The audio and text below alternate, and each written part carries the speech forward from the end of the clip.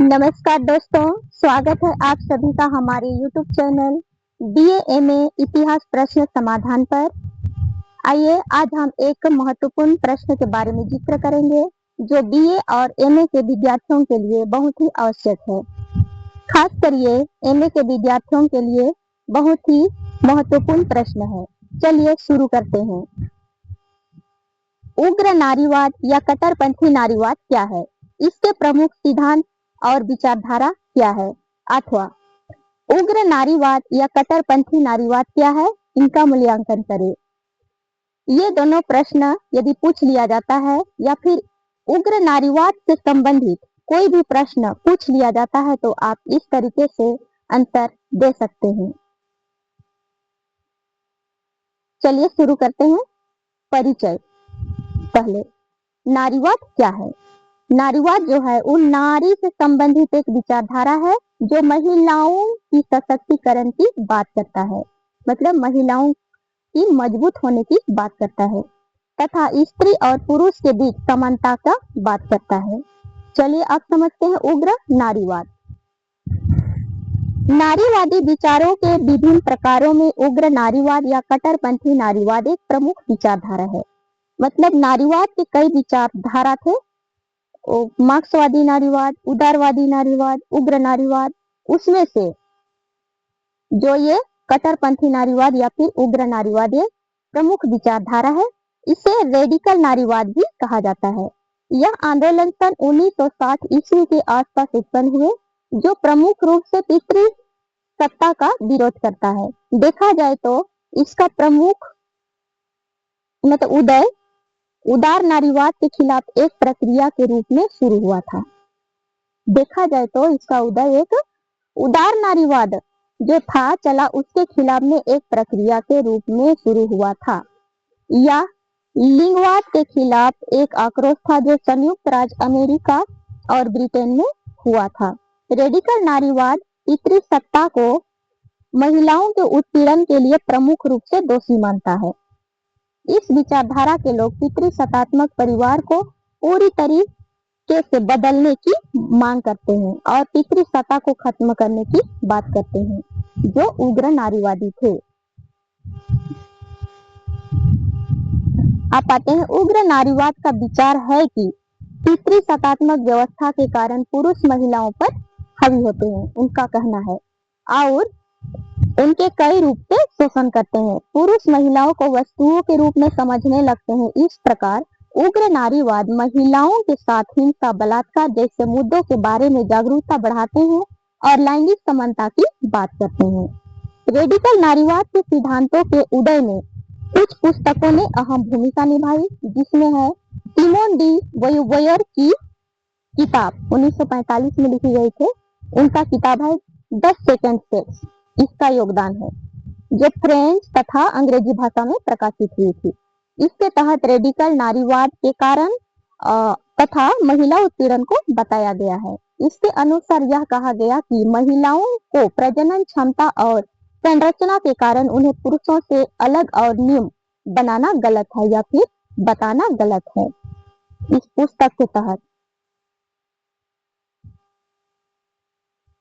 अब देखिए इससे संबंधित अन्य पुस्तकें सन 1970 ईस्वी के दशक में प्रकाशित कैट मिलेट की सेक्सुअल पॉलिटिक्स, जो कैट मिलेट थे उनका पुस्तक है वो सेक्सुअल पॉलिटिक्स, तथा सुलमिथ फायरस्टोन इनका पुस्तक है, मतलब सुलमिथ फायरस्टोन द्वारा प्रकाशित पुस्तक द डायलेक्टिक ऑफ सेक्स, ये पुस्तक का नाम है जो प्रमुख है। इन सभी पुस्तकों के अध्ययन से पता चलता है कि महिलाओं को पितृसत्तात्मक व्यवस्था के कारण कई उत्पीड़न का सामना करना पड़ता है।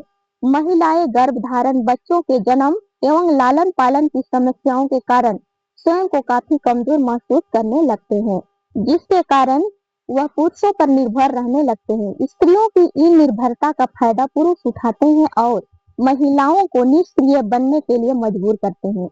इस प्रकार रेडिकल नारीवाद में महिलाओं के खिलाफ हिंसा, यौन हिंसा, वस्तुकरण और अन्य विभिन्न उत्पीड़न के खिलाफ यह आंदोलन चलाया गया। देखिए हम आगे बढ़ते हैं कि उग्र नारीवाद या कट्टरपंथी नारीवाद के प्रमुख सिद्धांत तथा विचारधारा, ये पॉइंट आपको देना होगा। चलिए इसमें देखते हैं हम। उग्र नारीवादियों ने महिलाओं के अधिकारों से संबंधित कई बातों को खोलकर कहा, जिसमें मुख्य रूप से पितृसत्ता के द्वारा महिलाओं का शोषण प्रमुख था। इसके सिद्धांत तथा विचारधारा निम्न है या फिर इस प्रकार है। चलिए यहाँ पर देखते हैं। ए में है पितृसत्ता का विरोध, डी में है लिंग या जेंडर प्रणाली का विरोध, सी में है पुरुष संस्कृति के मूल्यों को चुनौती, डी में है स्त्रियों के वस्तुकरण का विरोध।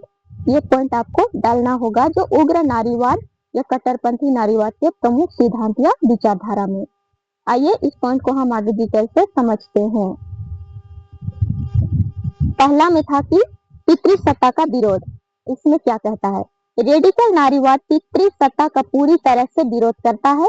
पितृसत्ता अर्थात मतलब इसका मतलब है पुरुषों द्वारा स्त्रियों के ऊपर प्रभुत्व की प्रणाली, मतलब कि स्त्रियों के ऊपर प्रभुत्व का प्रणाली है। इस व्यवस्था में पुरुष स्वयं के पास सत्ता रखते हैं, मतलब अपने पास शक्ति रखते हैं और उसका फायदा उठाकर महिलाओं पर अत्याचार करते हैं। उग्र नारीवाद इस पूरी व्यवस्था को खत्म करने पर जोर देते हैं।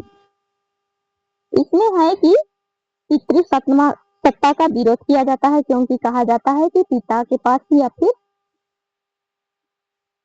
पास ही सत्ता रहती है तो महिलाओं पर अत्याचार करते हैं और अपना अधिकार समझते हैं। दूसरा है लिंग या जेंडर प्रणाली का विरोध। इसमें उग्र नारीवादी लिंग पर आधारित ढांचे का विरोध करते हैं। उनका मानना है कि पितृसत्तात्मक नियंत्रण भी इसी से प्रभावी है और इस प्रणाली में महिलाओं के अधिकारों का हनन होता है। जो है वो लिंग पर आधारित ढांचे का विरोध करते हैं, क्योंकि उसमें भी लिंग को ही देखा जाता है। उनका मानना है कि पितृसत्तात्मक नियंत्रण भी इसी से प्रभावी है। इस प्रणाली में महिलाओं के अधिकारों का हनन होता है, इसीलिए लिंग या जेंडर प्रणाली का विरोध किया जाता है। अब आगे चलते हैं सी में। सी में पुरुष संस्कृति के मूल्यों को चुनौती। रेडिकल नारीवाद पुरुष संस्कृति के मूल्यों को गलत ठहराती है, जिसमें आमतौर पर पुरुषों को वीर, सकारात्मक, तेजस्वी, आकर्षक, प्रभुत्वशाली आदि माना जाता है, जबकि स्त्री को कमजोर, भावुक और गैर जिम्मेदार, दूसरे पर निर्भर आदि कहा जाता है। यह सरासर गलत है, इनका मानना है। रेडिकल नारीवाद महिला संस्कृति पर जोर देती है, जिसमें एक महिला को पालन पोषण जैसे विशेष कार्य करने वाली माना गया है, इसीलिए पुरुष संस्कृति के मूल्यों को ये चुनौती देती है। अब डी नंबर में आते हैं स्त्रियों के वस्तुकरण का विरोध। इसमें है कि रेडिकल नारीवादी स्त्रियों को वस्तु तथा संतान पैदा करने वाली मात्र मानना इसका विरोध करता है। मतलब ये ऐसा है कि जो रेडिकल नारीवाद है वो स्त्रियों को वस्तु तथा संतान पैदा करने वाली मानना ये इसका विरोध करता है। उनका मानना है कि पितृसत्ता के कारण थोपे गए मातृत्व तथा यौन गुलामी का शिकार हो जाते हैं या उनके अधिकारों का हनन है। उनका कहना है कि पितृसत्ता के कारण ही मातृत्व या यौन गुलामी शिकार हो जाते हैं स्त्रियां, उनके अधिकारों का हनन है। अब हम आगे आते हैं मूल्यांकन। पॉइंट खत्म हो गया है। अब मूल्यांकन में आते हैं। उपर्युक्त सभी बातों से स्पष्ट होता है कि उग्र नारीवाद की एक प्रमुख विचारधारा है जो मुख्य रूप से पितृसत्ता का विरोध करता है। जहां उग्र नारीवाद आया तो विशेषकर यह पितृसत्ता का विरोध करता है। यह लिंगवाद के खिलाफ एक आक्रोश था जो संयुक्त राज्य अमेरिका तथा ब्रिटेन में हुआ था। यह विचारधारा महिलाओं के उत्पीड़न तथा उनके शोषण का प्रमुख कारण पितृसत्ता को ही मानता है। प्रमुख पुस्तक था the second sex, sexual politics. Radical नारीवाद के कारण तथा महिला उत्पीड़न को बताया गया है। इसमें उनका मानना है कि महिलाओं को लिंग के आधार पर पुरुषों से अलग और निम्न बनाना उनके अधिकारों का हनन है। इस प्रकार उग्र नारीवाद जो है सरासर ये मेन इसका मुख्य कारण था कि पितृसत्ता का विरोध करना। पितृसत्ता के कारण ही स्त्रियों की स्थिति नहीं सुधर पा रही है, ऐसा इनका मानना था। आप लोगों को समझ में आया होगा।